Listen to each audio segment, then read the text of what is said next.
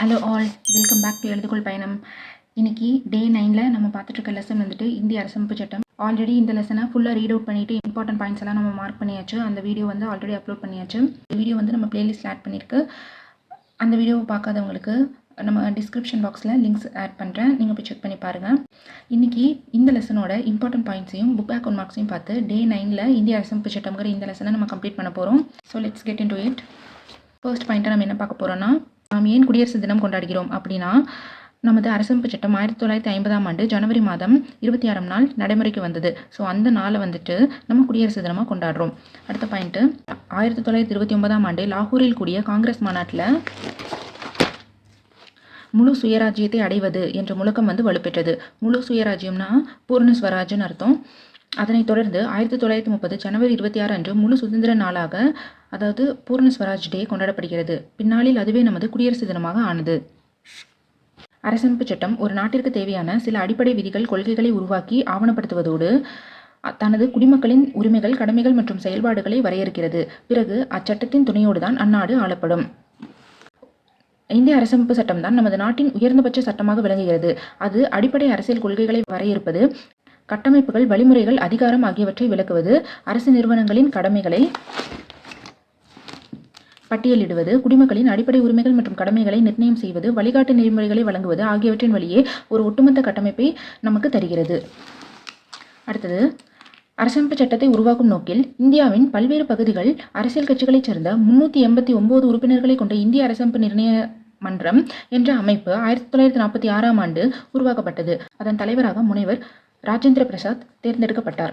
அரசியலமைப்பு சட்டத்தை உருவாக்கும் அமைப்பில் யாரெல்லாம் இடம்பெற்றிருந்தாங்கன்னா, ஜவஹர்லால் நேரு, சர்தார் வல்லபாய் பட்டேல், மௌலானா ஆசாத், எஸ் ராதாகிருஷ்ணன், விஜயலட்சுமி பண்டிட், சரோஜினி நாயுடு உட்பட பலர் இந்த அமைப்பில் இடம்பெற்றிருந்தாங்க.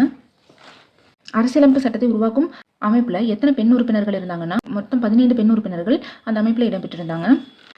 8 பேர் கொண்ட அரசமைப்பு சட்ட வரைவு குழு உருவாக்கப்பட்டு அதன் தலைவராக அம்பேத்கர் தேர்ந்தெடுக்கப்பட்டார். மேலும் இதற்கான ஆலோசகராக BN ராவ் தேர்ந்தெடுக்கப்பட்டார். இக்குழுவின் முதல் கூட்டம் 1946ஆம் ஆண்டு டிசம்பர் 9ஆம் தேதி நடைபெற்றது. அன்றே அரசமைப்பு சட்டத்தை எழுதும் வேலைகள் தொடங்கிவிட்டன. அண்ணல் அம்பேத்கர் இந்திய அரசமைப்பு சட்டத்தின் தந்தை என அழைக்கப்படுகிறார். அடுத்த பாயிண்ட், எதை முன்னுதாரணமாக கொண்டு அரசியலமைப்பு சட்டத்தை எழுதினாங்கன்னா, இக்குழுவினர் ஐக்கிய ராஜ்யம், அதாவது யுனைடெட் கிங்டம், அமெரிக்கா, அன்றைய சோவியத் ரஷ்யா, பிரான்ஸ், சுவிட்சர்லாந்து உட்பட 60 நாடுகளின் அரசமைப்பு சட்டங்களை வாசித்து அவற்றில் இருந்த சிறப்பான பகுதிகளை முன்மாதிரியாக கொண்டு நமது அரசமைப்பு சட்டத்தை உருவாக்கினர். அரசமைப்பு சட்டம் இறுதி செய்யப்படுவதற்கு முன்னர் சுமார் 2000 திருத்தங்கள் மேற்கொள்ளப்பட்டன. எப்போ அரசமைப்பு சட்டம் எழுதி முடிக்கப்பட்டதுன்னா, 2 ஆண்டுகள் 11 மாதம் 17 நாட்கள் கடந்த நிலையில் 1949ஆம் ஆண்டு நவம்பர் 26ஆம் நாள் முழுமையான அரசமைப்பு சட்டம் தயாரானது. அடுத்த பாயிண்ட் என்னன்னா, இந்திய அரசமைப்பு நிர்ணய மன்றம் நமது அரசமைப்பு சட்டத்தை அன்றுதான் ஏற்றுக்கொண்டது. ஆகையினால் தான் அந்த நாளை அரசமைப்பு சட்ட நாளாக கொண்டாடுகிறோம். அரசமைப்பு சட்ட நாள் எப்போ கொண்டாடப்படுது? 1949 நவம்பர் 26.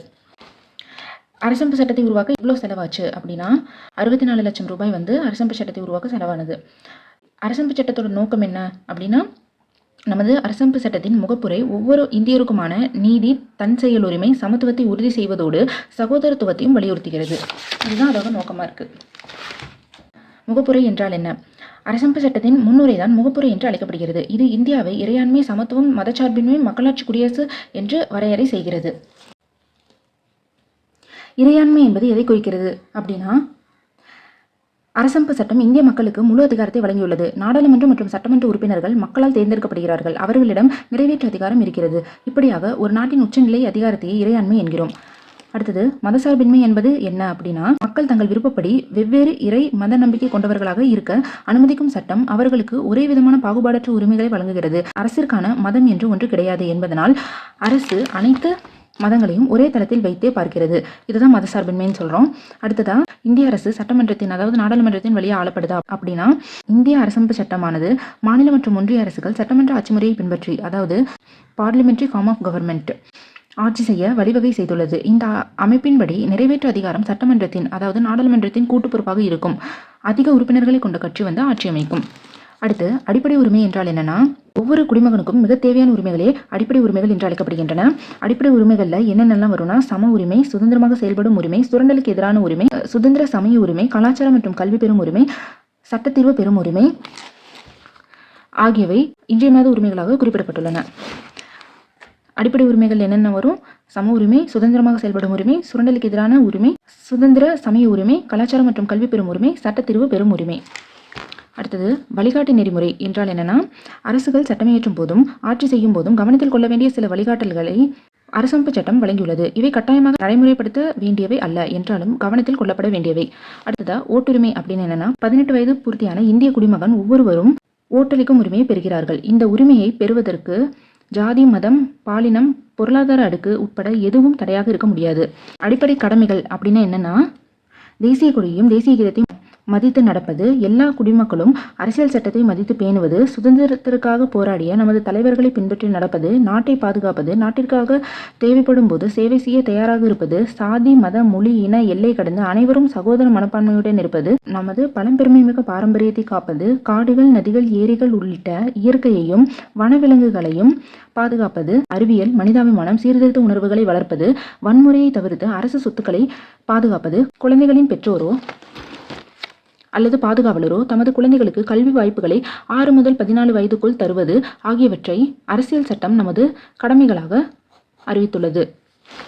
அடுத்த பாயிண்ட், அரசமைப்பு சட்ட வரைவு குழுவில் PR Ambedkar, N Gopalaswami, KM Munshi, Syed Mohammad Saadulla, BL Mitter, N Madhavrao, TTK, TP Khaitan ஆகிய சட்ட வல்லுநர்கள் இடம்பெற்றிருந்தனர். அக்குழுவின் தலைவரான BR அம்பேத்கர் நமது அரசியல் சட்டத்தை உருவாக்கிய முதன்மை வடிவமைப்பாளராக கருதப்படுகிறார். நமது அரசியல் சட்டம் உருவான போது 395 உறுப்புகள், 22 பகுதிகள் மற்றும் 8 அட்டவணைகள் இடம்பெற்றிருந்தன. தற்போது 448 உறுப்புகள், 25 பகுதிகள் மற்றும் 12 அட்டவணைகள் இடம்பெற்றுள்ளன. அரசமைப்பு சட்டம் 16/9/2016 வரை 101 முறை திருத்தப்பட்டுள்ளது. அடுத்த பாயிண்ட் என்னன்னா, இந்திய அரசமைப்பு சட்டத்தின் உண்மை பிரதிகள் நாடாளுமன்றத்தின் ஹீலியம் வாயு நிரப்பப்பட்ட பேழையில் வைத்து பாதுகாக்கப்பட்டு வருகிறது. இந்திய அரசமைப்பு சட்டத்தின் உண்மை பிரதிகள் எந்தெந்த மொழியில் எழுதப்பட்டதுன்னா, ஹிந்தி மற்றும் ஆங்கிலம். அடுத்ததான் மக்களாட்சி. அதோட பொருள் மக்களால் மக்களுக்காக நடத்தப்பெறும் அரசாங்கம். வரைவு குழு அப்படின்னா அரசமைப்பு சட்ட வரைவை உருவாக்க அமைக்கப்பட்ட குழு. முகப்புரை அப்படின்னா இந்திய அரசமைப்பு சட்டத்திற்கான அறிமுகம். மதச்சார்பின்மைனா அனைத்து மதங்களை சார்ந்தவர்களையும் சமமாக நடத்துதல். சமத்துவம்னா அனைத்து மக்களுக்கும் சமத்துவ பொருளாதார நிலை, சமத்துவ வாய்ப்பு அளித்தல். இறையாண்மை அப்படின்னா அரசமைப்பு சட்டம் இந்திய மக்களுக்கு வழங்கப்பட்டுள்ள முழு அதிகாரத்தை குறிக்குது. அடுத்ததா ஜனவரி 26 குடியரசு தினமாக கொண்டாடுறோம். இந்திய அரசமைப்பு சட்டம் அடிப்படை கருத்துக்களையும் கொள்கைகளையும் சட்டத்தையும் நமக்கு கொடுத்துருக்கு. அரசமைப்பு சட்டத்தின் தந்தை யாருன்னா டாக்டர் BR அம்பேத்கர். நமது முகவுரை எதை சொல்லுதுன்னா, நீதி, சுதந்திரம், சமத்துவம் மற்றும் சகோதரத்துவத்தை வலியுறுத்துகிறது. இந்தியாவை ஒரு இறையாண்மையுடைய மதசார்பற்ற மக்களாட்சி குடியரசு நாடு அப்படின்னு சொல்கிறோம். அனைத்து குடிமக்களும் அவரவர் மதத்தை பின்பற்ற உரிமை உண்டு. நிர்வாகத்துறை சட்டமன்றத்திற்கு முழு பொறுப்புடையதாக இருக்கும். அடிப்படை உரிமைகள் அனைத்து மக்களுக்கும் வழங்கப்பட்டுள்ளது. அரசு நெறிமுறை கோட்பாடுகள் மக்களுக்கு வழிகாட்டுகிறது. வயது வந்தோர் வாக்குரிமை 18 வயதை அடைந்தவர்களுக்கு வாக்களிக்க உரிமை அளிக்கிறது.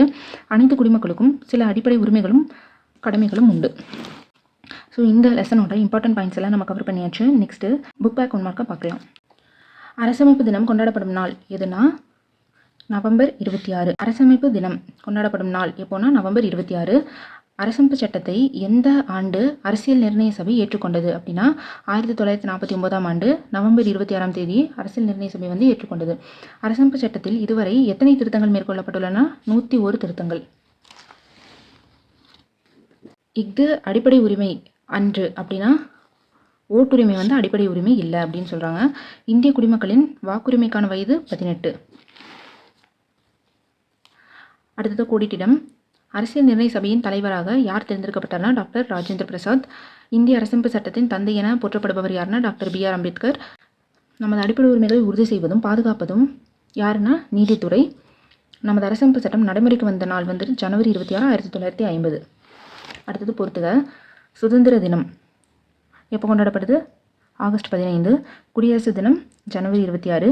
இந்திய அரசமைப்பு தினம் நவம்பர் 26. அனைவருக்கும் கல்வி உரிமை ஏப்ரல் 1. புக் பேக் 1 மார்க்ஸையும் நம்ம கம்ப்ளீட் பண்ணியாச்சு. ஸோ சக்ஸஸ்ஃபுல்லாக நம்ம 9 டேஸை கம்ப்ளீட் பண்ணிட்டோம். நெக்ஸ்ட்டு 10th டேக்குள்ளே என்ட்ராக போகிறோம். 10th டேயில் நம்ம பார்க்க போகிற லெசனோட பேர் இந்திய அரசியலமைப்பு. இந்த லெசன் 10th ஸ்டாண்டர்ட் நியூ புக்கில் இருக்குது. இந்த லெசனும் டைரெக்டாக நம்ம சிலபஸ்லேயே கவர் ஆகுது. பாலிட்டியோட ஃபர்ஸ்ட் லைன்லேயே இந்திய அரசியலமைப்பு தான் கொடுத்துருப்பாங்க. அந்த டாப்பிக்கு கீழே இந்த லெசன் டைரெக்டாக கவர் ஆகுது. இந்த லெசனில் நெக்ஸ்ட் வீடியோவில் நான் உங்களை மீட் பண்ணுறேன். உங்களுக்கு ஏதாவது டவுட்ஸ் இருந்தாலோ ஒப்பீனியன் இருந்தாலோ கமெண்ட்டில் லீவ் பண்ணுங்கள். நெக்ஸ்ட் வீடியோவில் உங்களை எல்லாரையும் மீட் பண்ணுறேன். Until then, stay tuned. Thank you for watching.